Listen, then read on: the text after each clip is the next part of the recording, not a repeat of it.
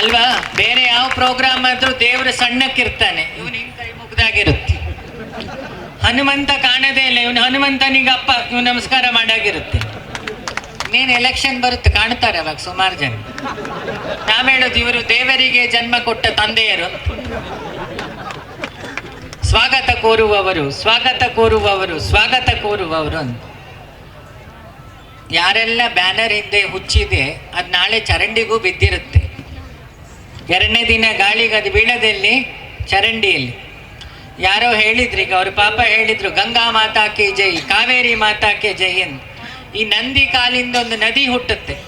ನಂದಿ ಅಂದ್ರೆ ಧರ್ಮ, ಅದರ 4 ಕಾಲು 4 ವೇದ ಅಂತ ನಂದೀಶ್ವರ ಅನ್ನೋದು. ಅದಕ್ಕೆ ಗೋವಿಗೆ ಪೂಜೆ ಮಾಡಿದ್ದು. ಆ ನಂದಿ ಮೇಲೆ ಶಿವ ಪಾರ್ವತಿ ಕೂರ್ತಾನೆ. ನಂದಿ ಅಂದ್ರೆ ಧರ್ಮ, ಅದ್ರ ಮೇಲೆ ಕೂತ ಶಿವ ಸತ್ಯ, ಅದಕ್ಕೆ ಅದು ಧರ್ಮಸ್ಥಳ ಅಂತ. ಆ ನಂದಿ ಕಾಲಿಂದ ಎಲ್ಲರೂ ನೀರು ಹರಿತಾ ಇದೆ ಅಂದ್ರೆ ನಂದಿ ನಾಲಿಗೆಯಿಂದ. ಅದು ನಮ್ಮ ಬೆಂಗಳೂರಲ್ಲಿ ಕಾಡಮಲ್ಲೇಶ್ವರ ದೇವಸ್ಥಾನದಲ್ಲಿ, ಅದಕ್ಕೆ ವೇದವತಿ ಅಂತ ಅದರ ಹೆಸರು. ಅದು ನೆಕ್ಸ್ಟ್ ವೃಷಭಾವತಿ ಆಯ್ತು. ಇವತ್ತು ನಾವೆಲ್ಲ ಗಂಗೆ ಕಾಶಿ ಕಡೆಗೆ ಹೋಗೋದು ಬೇಡ, ನಾವು ವೃಷಭಾವತಿ ಬಣ್ಣನ್ನ ಕಪ್ಪು ಮಾಡಿಟ್ಟಿದ್ದೀವಿ. ಅದಕ್ಕೇನು ಮಾಡೋಣ ಅಂತ ಫಸ್ಟ್ ನೋಡಿ, ಆಮೇಲೆ ನಾವೆಲ್ಲ ಒಂದು, ನಾವೆಲ್ಲ ಹಿಂದೂ. ಯಾಕೆ ಸಂಘದ 100 ಕಾರ್ಯಕರ್ತರು ಪೂರ್ಣಾವಧಿಕ. ನಾ ಮೊನ್ನೆ ಧ್ವಜ ಹಾರಿಸ್ಬೇಕಾರಲ್ಲಿದ್ದೆ, ಅಲ್ಲಿ ಗೋಪಾಲ್ಜಿ ಹತ್ರ ಹೇಳಿದೆ, ನಮ್ಮ ಮ್ಯಾಜಿಸ್ಟ್ರೇಟು ಇದ್ರು.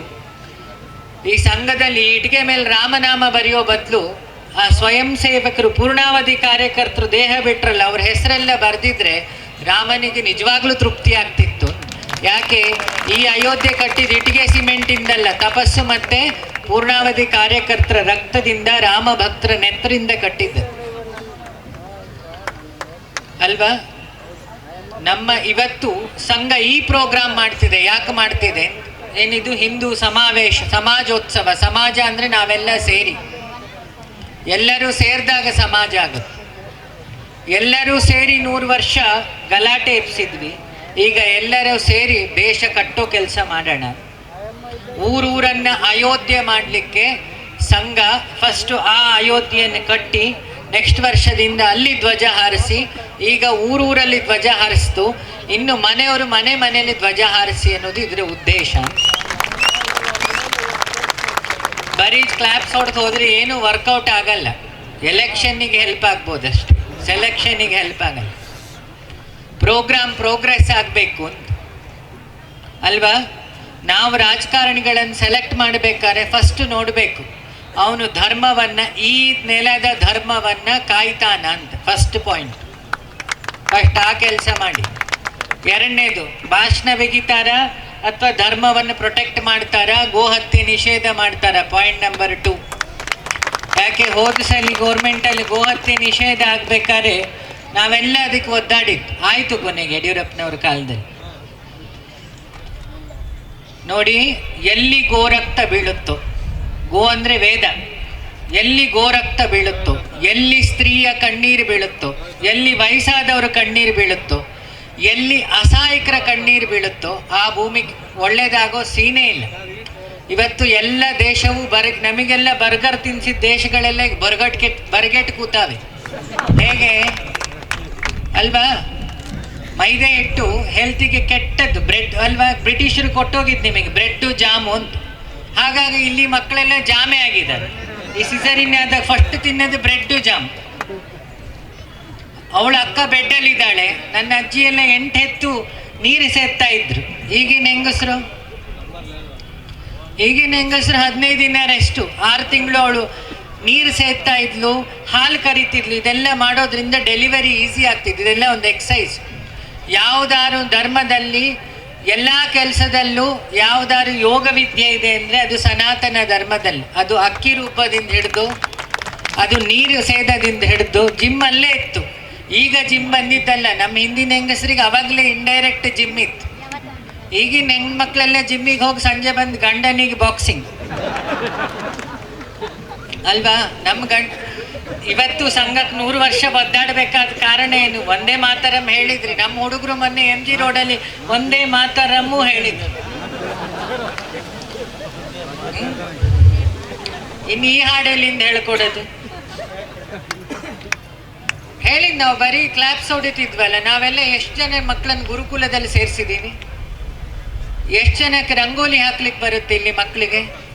ರಂಗೋಲಿ ಸೀರಿಯಲ್ ಎಲ್ಲ ಹೇಳಿದ್ರು ರಂಗೋಲಿ ಹಾಕ್ಲಿಕ್ಕೆ ಅಲ್ವಾ? ದೀಪ ಹಚ್ಚೋದು ಮುಗ್ದೇ ಆಗಿದೆ, ದೀಪಾಂಜಲಿ ಸೀರಿಯಲ್. ಕೊನೆಗೆ ಈಗ ಗಂಡಸರು ಸಂಜೆ ಒಂದು ಪೆಗ್ಗಾಕಿ ಹೇಳ್ತೀವರೆ, ಎಂದು ಆದೇವು ನಾವು ಮುಕ್ತ ಮುಕ್ತ ಮುಕ್ತ. ಇವ್ನು ನೋಡಿದ್ರೆ ಕ್ಲಬ್ಬು, ಹೆಂಡತಿ ನೋಡಿದ್ರೆ ಪಬ್ಬು.